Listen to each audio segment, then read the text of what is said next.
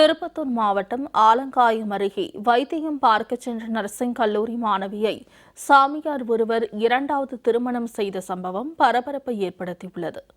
பில்லி சூனியம் எடுத்தால்தான் மகள் பிழைப்பாள் என நம்பிய பெற்றோருக்கு காத்திருந்த பேரிடியான சம்பவம் குறித்து விவரிக்கிறது இந்த செய்தி தொகுப்பு.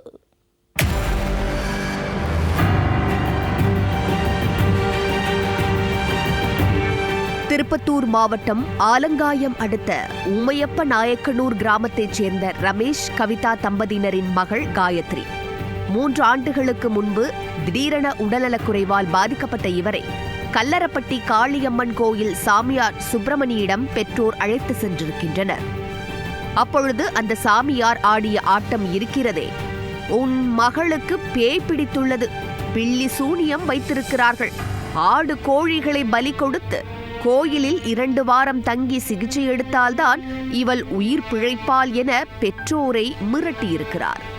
மகளின் உயிரை காக்க பெற்றோரும் அவர் சொன்னதை நம்பி அங்கேயே விட்டுச் சென்றுள்ளனர். பின்னர் குணமடைந்த அந்த பெண் தற்போது வாணியம்பாடியில் நர்சிங் 2ஆம் ஆண்டு படித்து வந்துள்ளார்.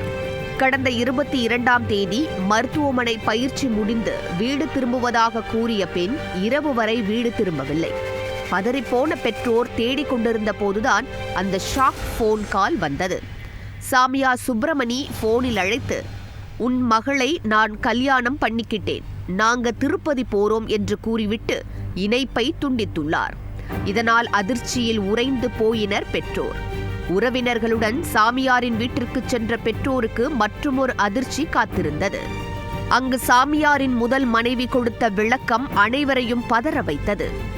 என் கனவில் சாமி வந்துச்சு, இந்த பெண்ணை என் கணவர் கல்யாணம் செஞ்சாதான் நாங்க உயிரோடு இருப்போம், இல்லன்னா குடும்பத்தையே காவு வாங்கிடும்னு சொன்னதால நானே முன்ன நின்னு கல்யாணம் பண்ணி வச்சேன் என அவர் கூலாக கூறியிருக்கிறார்.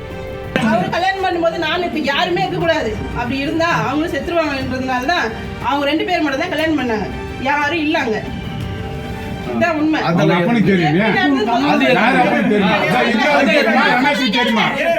மட்டும் கேளுங்க. இது முதல்ல எப்படின்னு தெரியுமா, அந்த கோயில அந்த பொண்ணு வந்தது இருமுல ஜோரத்தோடு வந்ததே இவரை பார்க்கறது தானா, இவர் வந்து அடிநோட்டுக்காக தான் வந்ததான். இது குறித்து ஆலங்காயம் காவல் நிலையத்தில் பெண்ணின் பெற்றோர் புகார் அளித்துள்ளனர். ஏற்கனவே பல பெண்களின் வாழ்க்கையை சீரழித்ததாக கூறப்படும் இந்த போலிச்சாமியார் மீது போலீசார் வழக்கு பதிவு செய்துள்ளனர். என் பொண்ணை வந்து இங்கே உடம்பு சரியில்லைன்னு சொல்லி கூப்பிட்டு வந்து இங்கே வந்து வயதுக்காரு வசி பண்ணி வச்சிட்டாங்க. அதுலேயே வசி பண்ணிட்டு வந்து இவ்வளோ செலவாக அவ்வளோ செலவாகன்னு சொல்லிட்டு 3 முறை வந்து 30,000 செலவு பண்ணி ஆட்டுக்கடை கோழின்னு சொல்லி நிறைய செலவு பண்ணியிருக்கேன். அப்போ 1 வருஷமாக காப்பாற்ற முடியல. நான் பிரித்து கூட்டுன்னு போனது மறுபடியும் வந்துட்டு 1 வருஷமாக மறுபடியும் நான் வந்து காலேஜ் சேர்த்து மறுபடியும் பிள்ளைய படிக்க வச்சுருந்தேன்.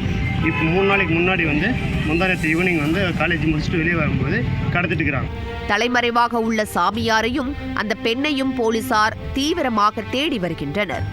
மூட நம்பிக்கையால் ஒரு பெண்ணின் வாழ்க்கை திசை மாறியுள்ள இந்த சம்பவம் அந்த பகுதியில் பெரும் கொந்தளிப்பை ஏற்படுத்தியிருக்கிறது.